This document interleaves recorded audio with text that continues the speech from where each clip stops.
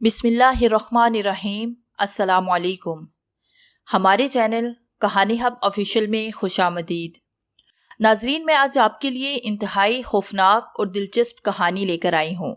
लेकिन कहानी शुरू करने से पहले आपसे गुजारिश है कि अगर आपने हमारा चैनल सब्सक्राइब नहीं किया तो आप हमारे इस चैनल को सब्सक्राइब कर लीजिए और बेल आइकन को भी प्रेस कर लें ताकि हर नई आने वाली वीडियो बआसानी आप तक पहुँच सके। रात का वक्त था। मौसम बेहद खुशगवार था। मैं अपने बंगले के लॉन में बैठा डिनर कर रहा था। मेरा मुलाजिम सलामू मेरे करीब ही बैठा था। सलामू चचा, आज तो तुमने बहुत ही लजीज मुर्गी बनाई है। अब ये बताओ कि ये मुर्गी खुद लजीज थी या तुमने इसे पकाया लजीज है? मैंने मुस्कुराकर उससे पूछा। शायद दोनों ही बातें हों सरकार, उसने भी हल्की सी मुस्कुराहट के साथ जवाब दिया। बहुत अच्छे भाई, बहुत अच्छे। यानी रंग के रंग रहे हाथ से जन्नत ना गई, मैंने धीरे से हंसकर कहा। वो एक पढ़ा लिखा आदमी था और अदब से काफी लगाव रखता था, इसलिए मैं उससे इस तरह बातें कर लेता था। वो मुस्कुराया। खाने से फारिग होने के बाद मैंने उससे कहा, चलो भाई सलामू चचा, अब हमें फौरन रवाना हो जाना चाहिए। मैंने अपनी कलाई पर बंधी हुई रिस्ट वॉच की तरफ देखा। 10 बज रहे थे। 10 बज रहे हैं, हम लोग 12:30 बजे हैदराबाद पहुंच जाएंगे। जी बिल्कुल, वो बोला। तुमने जरूरी सामान रख लिया है गाड़ी में? मैंने उसकी तरफ सवालिया निगाहों से देखा। जी जनाब, उसने असबात में सर को जुम्बिश दी। बस तो फिर ठीक है, थोड़ी देर बाद रवाना होते हैं। इस दौरान जरा चेक कर लो कि कोई चीज रखना भूल तो नहीं गए। मैंने कहा। बेहतर है जनाब, वो बोला और पलटकर जरा दूर खड़ी कार की तरफ चला गया। तकरीबन 20 मिनट बाद हम रवाना हो गए और आम अमूर पर बातचीत करने लगे। हमें सफर करते हुए 1 घंटा गुजर गया। आसमान पर चांद अपनी पूरी आबोताब के साथ चमक रहा था। मैंने कार की खिड़की के नीचे जरा शीशे गिरा रखे थे। मैं खुशगवार और कुदरती हवा से लुत्फ अंदोज होना चाहता था। सामने दूर तक नजर आने वाली सड़क तेजी से कार के नीचे जा रही थी। इतराफ में मैदान और जंगल थे। अचानक मुझे सड़क के किनारे एक हसीनो जमील नौजवान लड़की खड़ी नजर आई। उसके करीब ही एक कार खड़ी थी। मैंने अंदाजा लगाया कि उसकी कार में कोई खराबी हो गई है और वो मदद की तलबगार है। हमारी कार जरा आगे बढ़ी तो उसने हाथ से रुकने का इशारा किया और मैंने कार उसके करीब ले जाकर रोक दी। वो खिड़की पर झुकाई और मुतरद्दिम आवाज में बोली, क्या आप मेरी मदद कर सकते हैं? जी फरमाइए, मैंने कहा। कार में यकीनन कोई खराबी हो गई है। जी हाँ, वो बोली। क्या मसला है? मैंने पूछा। मुझे तो कुछ समझ नहीं आ रहा, उसने परेशान कुन लहजे में जवाब दिया। आप जरा देख लें। ओके, मैं देखता हूँ, मैंने कहा और दरवाजा खोलकर कार से उतर आया। फिर मैं उसकी कार की तरफ चल पड़ा। उसने भी कदम बढ़ा दिए। मैंने उसकी कार का इंजन चेक किया, लेकिन चूंकि मैं कोई मैकेनिक नहीं था, जबकि इंजन में कोई पेचीदा खराबी थी, इसलिए मैं समझ ना सका। जितना कुछ मैं जानता था उसके मुताबिक तो सब कुछ किया था। मुआफ करना, मुझे इसकी खराबी समझ में नहीं आ रही। मैंने लड़की से कहा। आप लोग कहाँ तक जा रहे हैं? मुझे हैदराबाद जाना है, क्या आप वहां तक जाएंगे? उसने पूछा। जी हाँ, हम लोग भी हैदराबाद ही जा रहे हैं, मैंने जवाब दिया। मैं खुद जवान था और गैर शादीशुदा था। दिल में किसी हसीना की तड़प उठती रहती थी, लेकिन कोई भी मेरे दिल को भाई नहीं थी। उस लड़की को देखकर ऐसा महसूस हुआ जैसे यही मेरे ख्वाबों की शहजादी है। अगर आप मुझे भी अपने साथ हैदराबाद ले चलें तो मैं जिंदगी भर आपकी मशकूर रहूंगी। वो मुल्तजाना अंदाज में बोली। देखिए, ऐसी बातें ना करें। इंसान ही इंसान के बुरे वक्त में काम आता है। कल को मुझ पर भी बुरा वक्त आ सकता है। अब आइए मेरे साथ, मैंने अपनी कार की तरफ इशारा करके कहा और हम दोनों कार में बैठ गए। वो पिछली नशिस्त पर थी। मैंने कार चला दी। अब रात के वक्त अकेली सफर कर रही थी। मैंने उससे कहा। जी नहीं, वो बोली। क्या मतलब? मैं चौंक गया। मेरे साथ मेरे वालिदैन भी थे, वो बस में चले गए हैं, मैंने जवाब दिया। मैं कुछ समझा नहीं, मैंने कहा। दरअसल मैं अपने वालिद के साथ सफर कर रही थी। वो कुछ गुस्से के तेज हैं। हमारी आपस में कुछ बहस हुई तो उन्हें गुस्सा आ गया और वो मुझे छोड़कर बस में चले गए। मैं कार में रवाना हुई, लेकिन इत्तेफाक से मेरी कार खराब हो गई اس نے بتایا۔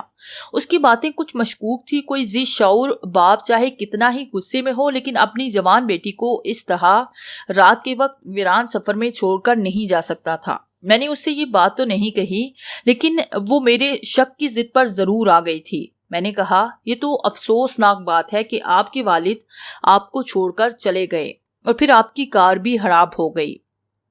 اسے قسمت کی ستم ظریفی ہی کہا جا سکتا ہے۔ اس نے ایک گہرا سانس لیتے ہوئے کہا، بہرحال آپ قسمت کو اچھا بھی کہہ سکتی ہیں کہ آپ کو ہماری کار مل گئی۔ میں نے دھیرے سے کہا، جی ہاں۔ وہ جلدی سے بولی، نام کیا ہے آپ کا؟ میں نے اس سے پوچھا۔ میرا نام ناصرہ ہے۔ کراچی میں رہتی ہیں یا حیدرآباد میں؟ میں کراچی میں رہتی ہوں۔ کس علاقے میں رہتی ہیں؟ میں ڈیفینس میں رہتی ہوں۔ رات میں کیوں سفر کر رہے تھے آپ لوگ؟ دراصل حیدرآباد میں میری پھپھو رہتی ہیں۔ ان کے لڑکی کا فون آیا کہ ان کی طبیعت بہت زیادہ خراب ہے۔ پاپا اسی وقت روانہ ہو گئے۔ وہ شوگر کے مریض بھی ہیں، اس لیے میں بھی ان کے ساتھ روانہ ہو گئی۔ اس لڑکی نے مجھے بتایا۔ گھر کے دیگر لوگ نہیں چلے آپ کے ساتھ؟ اس نے سوال کیا۔ اپنے گھر میں ہم 2 ہی افراد ہیں۔ میرا کوئی بہن بھائی نہیں۔ والدہ کا 10 سال پہلے انتقال ہو چکا ہے، اس لڑکی نے جواب دیا۔ مجھے یہ سن کر بہت افسوس ہوا۔ وہ خاموش رہی۔ ذرا دیر بعد اس نے کہا، آپ کا کیا نام ہے؟ میرا نام ساجد ہے، میں نے جواب دیا۔ آپ کیا کام کرتے ہیں؟ میرا اپنا کاروبار ہے۔ کسی خاص کام سے حیدرآباد جا رہے ہیں؟ جی میں ایک کاروباری دورے سے حیدرآباد جا رہا ہوں، کل واپس کراچی چلے جائیں گے۔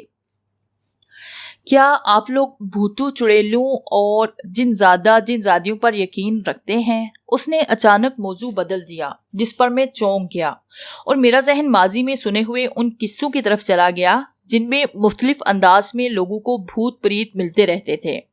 مجھے ناصرہ پر شک ہوا کہ وہ بھی کہیں کوئی چڑیل یا کوئی جن زادی وغیرہ تو نہیں ہے، لیکن میں نے اس پر اپنا شک ظاہر نہ ہوتے ہوئے اطمینان سے جواب دیا، میں ایسی باتوں پر یقین بالکل بھی نہیں کرتا ہوں، لیکن آپ کے یقین کرنے نہ کرنے سے کوئی فرق تو نہیں پڑتا۔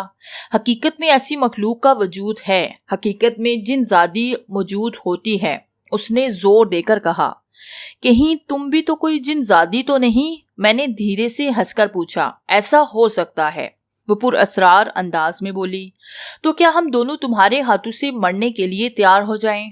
میں نے پوچھا، آپ کو میری باتوں سے ذرا بھی ڈر نہیں لگ رہا؟ اس نے سوال کیا۔ نہیں، میں نے اطمینان سے جواب دیا، موت تو ایک نہ ایک دن آنی ہے، تو پھر ڈرنے کی کیا بات ہے؟ وہ ایک گہرا سانس لے کر رہ گئی۔ کافی دیر گزر گئی، وہ کچھ نہ بولی۔ تب میں نے کہا، ناصرہ ایک بات ہے، خاموش کیوں ہو؟ اس نے کوئی جواب نہ دیا۔ میں نے گاڑی کے اندر لائٹ آن کی، تب مجھے وہ بیک ویو مرر میں سیٹ کی پشت سے ٹیک لگا کر سوتی ہوئی نظر آئی۔ ارے یہ تو سو گئی ہے۔ میں نے گردن موڑ کر سلامت چاچا کی طرف دیکھتے ہوئے کہا، جی جناب، یہ سو گئی ہے۔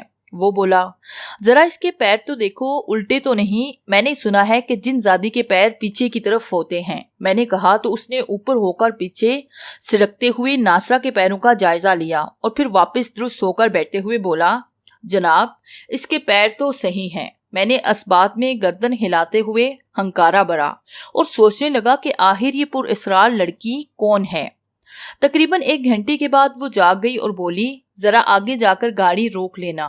لیکن کیوں؟ میں نے فوراً پوچھا۔ سڑک سے دور ایک بڑی عمارت ہے جو کہ بہت ہی پرانی ہے، ہو سکتا ہے کہ میرے والد وہاں رک گئے ہوں، اس نے جواب دیا۔ وہ وہاں کیوں رک سکتے ہیں؟ میں نے سوال کیا۔ دراصل وہ ہماری خاندانی حویلی ہے، میرے والد صاحب کو اس سے بہت زیادہ محبت اور عقیدت ہے۔ ہم لوگ جب بھی یہاں سے گزرتے ہیں تو وہ ضرور اس حویلی میں کچھ دیر قیام کرتے ہیں۔ اس نے کہا، ٹھیک ہے میں گاڑی وہاں لے چلوں گا۔ میں نے کہا، اب ڈرنا نہیں، وہاں کوئی آسیب وغیرہ نہیں ہے۔ وہ بولی، یہ میں نے کب کہا کہ وہاں آسیب ہوگا؟ میں نے کہا، میں ویسے ہی کہہ رہی ہوں۔ وہ بولی، اصل میں ایسی جگہوں پر اکثر آسیب وغیرہ ہوتے ہیں، تم فکر نہ کرو، میں ویسے بھی کسی آسیب واسیب سے نہیں ڈرتا۔ میں نے کہا، آپ تو بڑے بہادر انسان ہیں۔ وہ تعریفی انداز میں بولی، پھر سلاموں سے مخاطب ہوئی، کیا آپ بھی بہادر ہیں؟ جی ہاں، میں بھی ایسی باتوں سے نہیں گھبراتا، اس نے جواب دیا۔ بس تو پھر ٹھیک ہے، آپ لوگوں کی موجودگی میں میں وہاں تسلی سے اپنے والد صاحب کو ڈھونڈ سکوں گی، وہ اطمینان بھرے لہجے میں بولی۔ ایک بار پھر میرے ذہن میں شکوک و شبہات سر اٹھانے لگے تھے. مجھے یقین سا ہونے لگا تھا کہ ناصرہ کوئی جنزادی ہے، کوئی ماورائی مخلوق ہے جو ہمیں کسی پر اسرار حویلی میں لے جانا چاہتی ہے. ایک بار تو میں نے سوچا کہ وہاں جانے سے انکار کر دوں، لیکن یہ بات میری مردانگی کے خلاف تھی، اور پھر میں اپنی عزت کا بڑا خیال رکھتا تھا. اگر میں انکار کرتا تو سلاموں کے سامنے میری ساری عزت خاک میں مل جاتی. میں نے سلاموں سے بھی رائے لینا ضروری سمجھا کہ وہ وہاں جانا چاہتا ہے یا نہیں. اگر وہ انکار کرتا تو میرے پاس بھی نہ جانے کا جواز بن سکتا تھا. سوچا کہ کار سے اتر کر اس سے بات کر لوں گا، بس اس درخت کے ساتھ سے اندر موڑ لیں. ناصرہ نے سڑک کی دائیں جانب اشارہ کرتے ہوئے مجھ سے کہا، ٹھیک ہے. میں نے اس بات میں سر ہلایا. وہ اطمینان سے بیٹھ گئی اور پھر میں نے اس کی بتائی ہوئی جگہ سے گاڑی موڑ لی. یہاں کچا ناہموار راستہ بنا ہوا تھا. تقریباً 10 منٹ بعد مجھے دور ایک شکستہ اور ویو ہیکل عمارت نظر آئی. اس سے پہلے کہ میں ناصرہ سے پوچھتا کہ کیا وہیں اس کی حویلی ہے، وہ سابقہ انداز میں اس عمارت کی طرف اشارہ کرتے ہوئے پرجوش لہجے میں بولی، یہی ہماری حویلی ہے. ٹھیک ہے، میں نے کہا. پھر میں نے اس عمارت کے سامنے جا کر کار روک دی. ہم تینوں کار سے اتر آئے. ناصرہ حویلی کی طرف جائزہ لینے والی نظروں سے دیکھنے لگی. میں اور سلاموں اس سے ذرا فاصلے پر تھی. میں نے موقع غنیمت جان کر سلاموں سے سرگوشی کی، سلامت، اب کیا ہمیں حویلی میں جانا چاہیے؟ جی ضرور سرکار، وہ بھی میری طرح آہستہ سے بولا. اب میرے پاس حویلی میں نہ جانے کا کوئی جواز نہیں تھا. اسی وقت ناصرہ نے گردن موڑ کر ہماری طرف دیکھتے ہوئے کہا، آئے نا آپ لوگ بھی؟ ہاں چلو چلو، میں نے کہا، اور ہم تینوں نے حویلی کی طرف قدم بڑھا دیے. کچھ ہی دیر کے بعد ہم حویلی کے لکڑی کے بنے ہوئے صدر دروازے پر پہنچ گئے. ناصرہ نے ایک پٹ کو دھکیلا. وہ اندر کی طرف خوفناک چرچراہٹ کے ساتھ کھلتا چلا گیا. مجھے اندر کا منظر نظر آیا. وہاں ویرانی ہی ویرانی تھی. سامنے وسیع میدان تھا جس میں جا بجا درخت لگے ہوئے تھے. نیچے زمین پر جگہ جگہ خرد گھاس اگی ہوئی تھی. میں نے سوچا کہ ناصرہ کوئی جنزادی بھی ہو سکتی ہے جو ہمیں گھیر کر یہاں لے آئی ہے، کیونکہ ایسے میں بے شمار واقعات سن چکا ہوں جن میں کوئی جنزادی خوبصورت لڑکی کے روپ میں لوگوں کو گھیر کر لے جاتی ہے اور پھر ان کا خون پی جاتی تھی. لیکن بہرحال ابھی میں ہمت ہارنے پر تیار نہیں تھا. میں یہی سوچ رہا تھا کہ موت کا ایک وقت مقرر ہے، اور اگر ہماری موت یہاں لکھی ہے تو پھر ہمیں کوئی بھی نہیں بچا سکتا.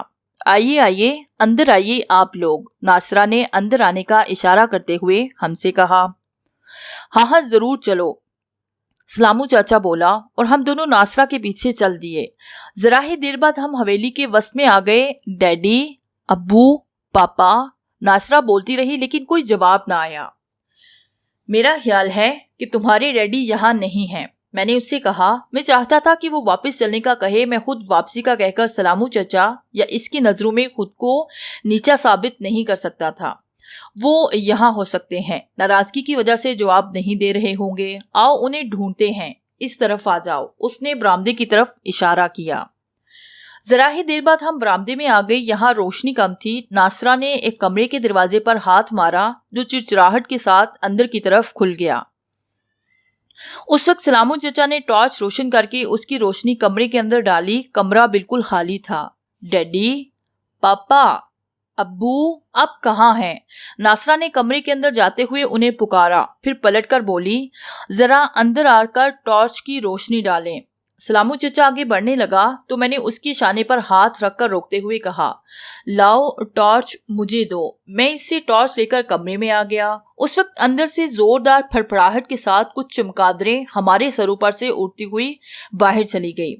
ایک چمگادڑ کا پر زور سے میرے کان سے ٹکرا بھی گیا تھا. میں نے ٹارچ کی روشنی کمرے میں ڈالی لیکن یہاں کوئی بھی نہیں تھا.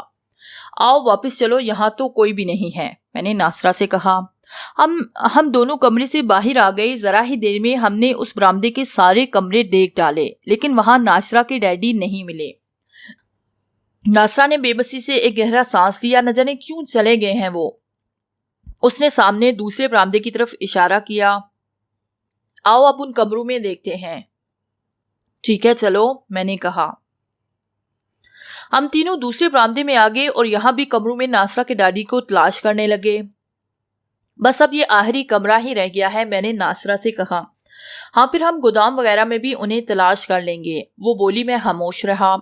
میں اور وہ کمرے میں داخل ہوئے۔ میں نے ٹارچ کی روشنی وہاں ادھر ادھر ڈالی تو ایک کونے میں مجھے ایک ادھیر عمر آدمی سکرا سمٹا بیٹھا نظر آیا۔ ڈیڈی، مجھے یقین تھا کہ آپ یہی ہوں گے، ناصرہ پرجوش انداز میں کہتے ہوئے اپنے ڈیڈی کی طرف بڑھی اور ان کے سامنے جا کر کھڑی ہو گئی۔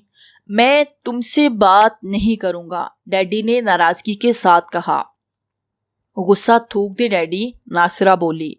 ایک ہی صورت ہے کہ تم میری بات مان لو، وہ بولے۔ لیکن ڈیڈی، وہ الجھن کا شکار ہو گئی۔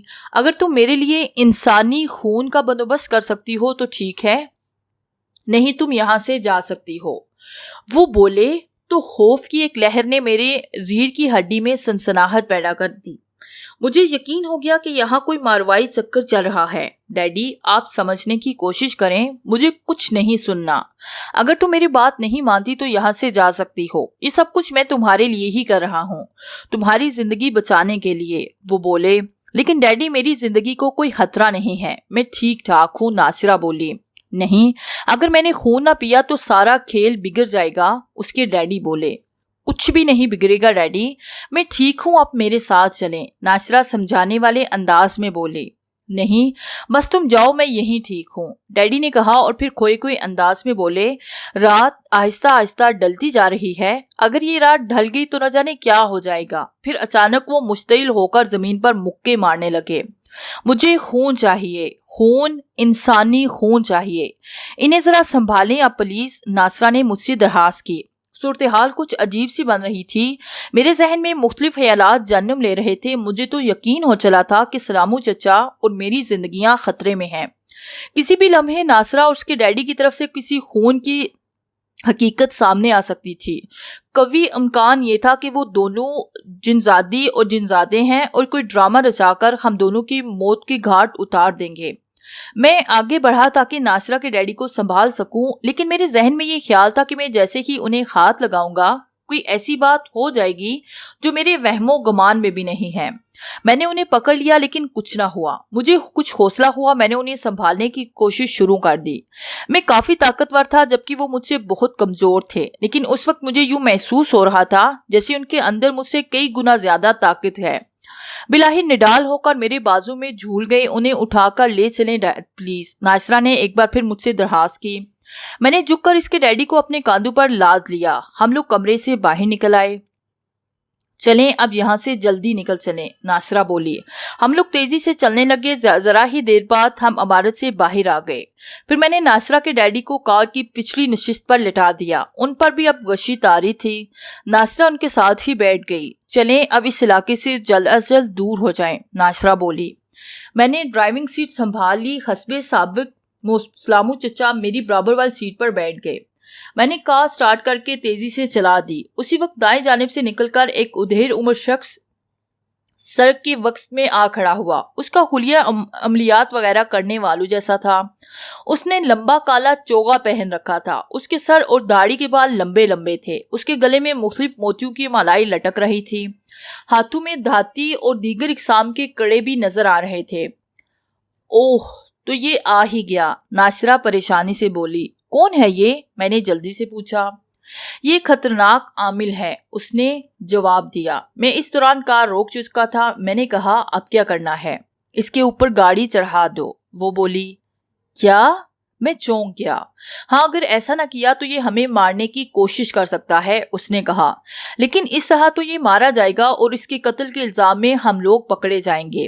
جلدی کرو، وہ منتر پڑھ رہا ہے۔ اگر اس نے منتر مکمل کر دیا تو ہم سب کو ایک ہی پھونک مار کر بالکل بے بس کر دے گا۔ ہم لوگ بالکل جام ہو کر رہ جائیں گے، چاہتے ہوئے بھی حرکت نہیں کر سکیں گے۔ جلدی کرو، گاڑی اس پر چڑھا دو، وہ پریشان کن لہجے میں بولی، اور ہم سب کو مار ڈالے گا۔ جلدی کرو، یہ کہنے لگی۔ میں نے سوچا کہ جس طرح وہ بتا رہی ہے اگر ویسا ہو گیا تو پھر عامل کے ہاتھوں ہماری موت واقع ہو سکتی ہے۔ اس لیے میں نے اپنی زندگی بچانے کے لیے کار کے ایکسیلیٹر پر دباؤ ڈال دیا۔ کار کے ٹائر چڑچڑائے اور کار ہوا کی طرح آگے بڑھی۔ ذرا ہی دیر بعد کار اس عامل کے اتنے قریب پہنچ گئی کہ اس کے بچنے کے امکانات نہ رہے، لیکن وہ بجلی کی سی تیزی کے ساتھ فضا میں کسی گیس کے غبارے کی طرح بلند ہو گیا اور کار اس کے نیچے سے گزرتی چلی گئی۔ بس اب تیزی سے گاڑی چلاؤ، ابھی 5 منٹ تک وہ واپس زمین پر نہیں اترے گا اور اس دوران وہ ہمارے خلاف کچھ بھی نہیں کر سکتا۔ ناصرہ نے جلدی جلدی کہا اور میں کار کی رفتار بڑھاتا ہی چلا گیا۔ میں تیز رفتاری سے ڈرائیونگ کرتا رہا اور تقریباً 20 منٹ گزر گئے۔ ٹھیک ہے، اب رفتار مناسب کر لو، اب ہمیں اس کی طرف سے کوئی خطرہ نہیں ہے، ناصرہ نے کہا تو میں نے کار کی رفتار کم کر لی۔ یہ سب کیا ہے آخر؟ کیا تم مجھے بتانا پسند کرو گی؟ میں نے بیک ویو مرر سے اسے دیکھتے ہوئے ناصرہ سے پوچھا۔ کار میں اندھیرا ہونے کی وجہ سے وہ مجھے غیر واضح طور پر نظر آ رہی تھی۔ تم حیدرآباد ہمارے گھر چلو، میں تمہیں ساری حقیقت بتا دوں گی، وہاں بھی ہمارا اپنا ایک چھوٹا سا گھر ہے، اس نے جواب دیا۔ کچھ تو بتاؤ ابھی، میں نے اصرار کیا۔ اس وقت مشکل ہے، وہ بولی۔ آخر کیوں؟ کوئی وجہ ہے، مجھے لگتا ہے کہ تم مجھے دھوکہ دے رہی ہو۔ ایسا نہیں ہے، تو پھر کچھ تو بتاؤ۔ جہاں اتنا صبر کیا ہے وہاں تھوڑا بہت مزید صبر کر لو۔ ہاں، یہ میں تمہیں یقین دلاتی ہوں کہ میں تمہیں دھوکہ نہیں دے رہی، ناصرہ بولی۔ اس کے لہجے سے میں یقین نہیں کر سکتا تھا کہ وہ سچ بول رہی ہے، کیونکہ اس کا لہجہ کھوکھلا سا تھا۔ میں نے اسے دباؤ میں لینے کے لیے کہا، اگر تم مجھے کچھ نہیں بتاؤ گی تو میں تمہیں اور تمہارے ڈیڈی کو یہیں اتار دوں گا، یہ تمہیں مہنگا پڑے گا۔ اس نے گرا کر دھمکی دی۔ تو تم مجھے دھمکی دے رہی ہو؟ میں ذرا مشتعل ہو گیا۔ ہاں، یوں ہی سمجھ لو، وہ بے خوفی سے بولی۔ اوکے، میں نے کہا اور گاڑی روک لی۔ چلو اب اتر جاؤ گاڑی سے، سیدھی طرح گاڑی چلاؤ، اس نے حکم چاڑا۔ نہیں چلاؤں گا، میں اڑ گیا۔ تمہیں چلانی پڑے گی گاڑی، میں 3 تک گنوں گی، اگر تم نے گاڑی نہ چلائی تو پھر تم دیکھنا کہ تمہارے ساتھ کیا ہوتا ہے۔ 1، اس نے گنتی گنی۔ میں گاڑی ہرگز نہیں چلاؤں گا، میں ذرا غصے سے بولا۔ 2، وہ آگے بڑھی۔ کچھ بھی کر لو گاڑی نہیں چلے گی، میں نے پھر سے کہا۔ 3، اس نے گنتی مکمل کی اور پھر اجنبی زبان میں کچھ بولی۔ اسی لمحے میرے گال، کان اور سر کے حصے پر زوردار ضرب لگی۔ چلاؤ گاڑی، وہ خونخوار انداز میں بولی۔ میرے حکم پر ایک جن زادی نے تمہیں تھپڑ مارا ہے، اگر خیریت چاہتے ہو تو فوراً چلاؤ گاڑی، نہیں تو میں جن زادی کو تمہارا خون پینے کا حکم دے دوں گی۔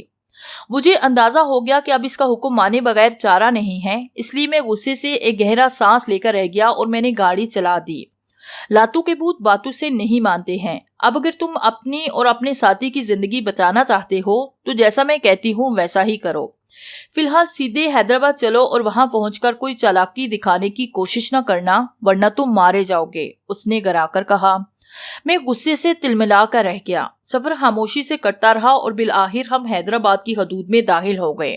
اس طرف چلو، اس نے ایک سڑک کی طرف اشارہ کیا۔ میں نے گاڑی اس طرف ڈال دی۔ وہ مجھے ہدایات دیتی رہی اور میں گاڑی چلاتا رہا۔ بالآخر ایک محلے میں پہنچ کر اس نے کہا، بس اس گلی کے دائیں جانب والے آخری مکان کے سامنے گاڑی روک لینا۔ میں نے گاڑی واپس مکان کے سامنے روک لی۔ چلو اب تم دونوں میری ڈیڈی کو کمرے کے اندر لے چلو، وہ بولی۔ ہم لوگ گاڑی سے اتر آئے۔ سلامو چچا، اور میں نے ناصرہ کے ڈیڈی کو اٹھایا جو بالکل بے ہوش ہو چکے تھے۔ اس دوران ناصرہ نے مکان کا تالا کھول کر دروازہ بھی کھول دیا تھا۔ ہم لوگ گھر کے اندر داخل ہو گئے۔ اس طرف آ جاؤ، ناصرہ نے ایک طرف اشارہ کرتے ہوئے کہا۔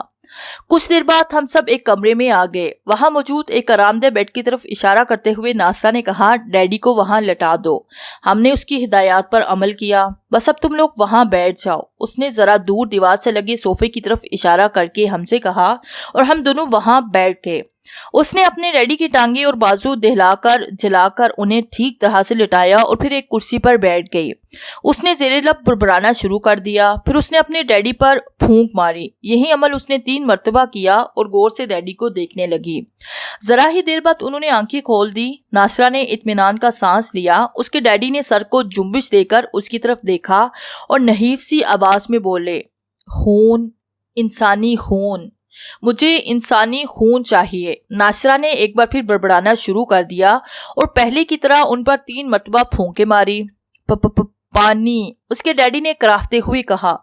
ناصرہ نے گردن موڑ کر میری طرف دیکھا۔ اس کی آنکھیں انگاروں کی طرح سرخ ہو رہی تھی۔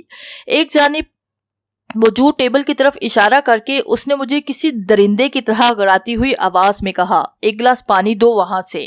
میں تیزی سے اٹھا اور میز پر موجود جگ میں سے گلاس میں پانی انڈیل کر فوراً ناصرہ کے پاس پہنچ گیا۔ میں نے گلاس اس کی طرف بڑھا دیا جسے اس نے فوراً پکڑ لیا اور آگے ہو کر اپنے ڈیڈی سے بولی، لے ڈیڈی، پانی پی لیں۔